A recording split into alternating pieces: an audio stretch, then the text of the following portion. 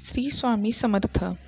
मी आज तुम्हाला एक महाराजांनी दिलेला एक सेवेकरांना अनुभव आहे तो सांगणार आहे. महाराज आपल्या आयुष्यात संकट आणत नाहीत असं नाही.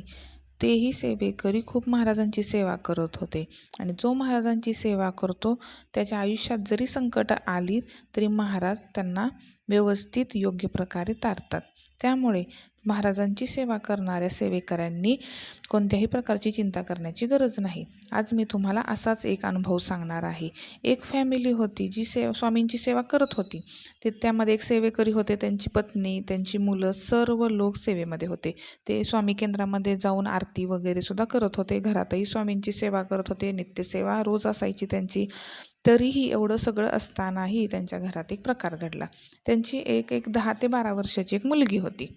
त्या मुलीने एक दिवस असंच खेळता खेळता डोक्याला लावण्याची जी क्लिप असते महिलांची ती तिनं चुकून गिळली आणि गिळल्यानंतर तिने कोणालाच सांगितलं नाही की तिच्याकडून असं काही झालेलं आहे.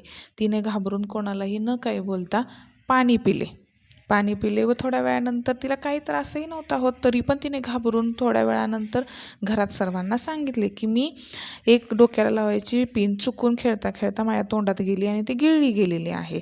पण तिला कोणत्याही प्रकारचा त्रास होत नव्हता. मुलगी ही स्वामींची खूप सेवा करत होते. तिने कोणालाही न सांगता महाराजांना काय केलं, एक निवेदन ठेवलं. मुलीलाही महाराजांना कसं बोलायचं वगैरे बऱ्यापैकी माहीत होतं, कारण ते सर्व लोक रोजच सेवा करत होते. त्यामुळे मुलीने कोणालाही काही न बोलता घरामध्ये स्वामींच्या मूर्तीसमोर बसून महाराजांना हात जोडून प्रार्थना केली व जे काय आहे तिचं ते महाराजांना तिने सांगितलं किंवा असं असं माझ्याकडून झालेलं आहे. मग त्या मुलीने तसं सांगितल्यानंतर घरातही सांगितलं. घरातल्यांना कळाल्यानंतर घरातले सर्व लोक घाबरले व त्या मुलीने काय केलं, वडिलांना सांगितलं, आता तुम्ही एक काम करा, आज गुरुवार आहे, तुम्ही महाराजांसाठी हार आणि पेढे घेऊन या. मग ते वडिलांनी काही न बोलता मग ते घेऊन आले. मुलगी खुश झाली की वडिलांनी आणलेलं आहे आपण जे सांगितलेलं आहे ते. मग त्या मुलीने काय केलं तर त्या पेढ्याचा वगैरे प्रसाद महाराजांना दाखवला घरामध्ये व ते हार वगैरे महाराजांना घातले. का तर तिने महाराजांना ती बोललेली होती की तिच्या पोटामध्ये पिन वगैरे गेलेली आहे, काय झालं तिनं सगळं काही महाराजांना सांगितलेलं होतं. त्यानंतर त्या मुलीने ते नैवेद्य वगैरे दाखवून झाल्यानंतर त्या आई वडील तर घाबरतातच. मग त्या मुलीचे वडील ते जे स्वामींचे सेवेकरी होते ते गेले डॉक्टरांना भेटण्यासाठी. डॉक्टरांना भेटल्यानंतर डॉक्टरांनी सांगितले की पहिल्यांदा आपल्याला त्या मुलीच्या पोटाचा एक्सरे काढावा लागेल. एक्सरे काढलाही. काढल्यानंतर त्या एक्सरेमध्ये त्या मुलीच्या पोटामध्ये पिनही दिसून आली. डॉक्टरांनी त्या मुलीच्या वडिलांना आतमध्ये बोलवून 5-10 मिनटं त्यांच्याबरोबर चर्चा केली व त्या मुलीच्या पोटामध्ये कुठे पिन आहे ते एक्सरेमध्ये त्या वडिलांना दाखवून दिलं. वडील खूप घाबरले. वडिलांनी काय केलं, डॉक्टरांना सांगितलं की डॉक्टर तुम्ही पैशाची काही काळजी करू नका, मी पैशाची जुळणी करतो, काय हवं ते, पण तुम्ही लवकरात लवकर उपचार करा. डॉक्टर बोलले. डॉक्टर हे अगदी स्वामींच्यासारखे धावून आल्यासारखेच आले होते. ते बोलले की मुलीला काही त्रास होत नाही अजूनही, तर घाबरायचं काही कारण नाही. आपण एक काम करू, उद्या सकाळपर्यंत वाट पाहू की ती पिन मुलीच्या विष्ठेवाटे पडते का. पण ते वडीलच आहेत.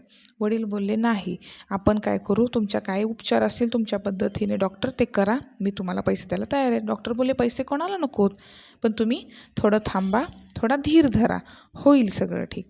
मग काय केलं, वडिलांच्याकडे डॉक्टरांनी एक पोट साफ होण्यासाठी फक्त एक बॉटल दिली की ती मुलीला तुम्ही घरी गेल्यानंतर पाजा.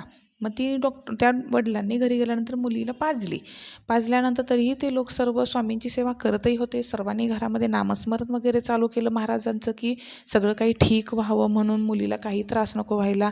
पण महाराज म्हणतात ना की सेवा केलेल्यांचं कधी ठेवत नाही, ते व्याजासहित परत करतात का, तर 100% करतात.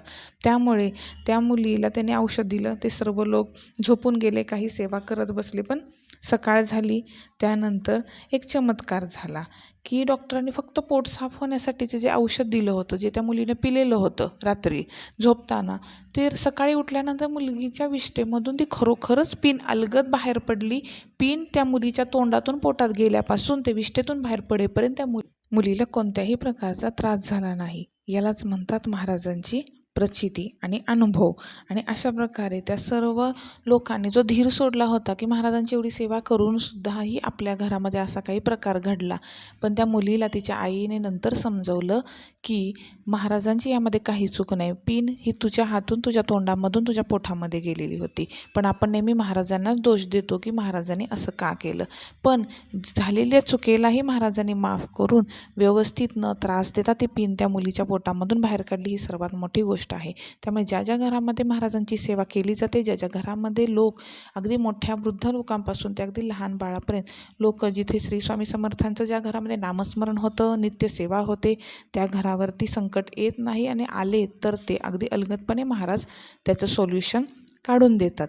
त्यामुळे सेवा ही केली पाहिजे. सेवा ही आपली गरज आहे. महाराजांची सेवा ही महाराजांसाठी नाही करत. काही लोकांचा एक ग्रह असतो की आम्ही महाराजांची सेवा करतो, महाराज तुमच्यासाठी एवढं करतो, पण असं काही नसतं.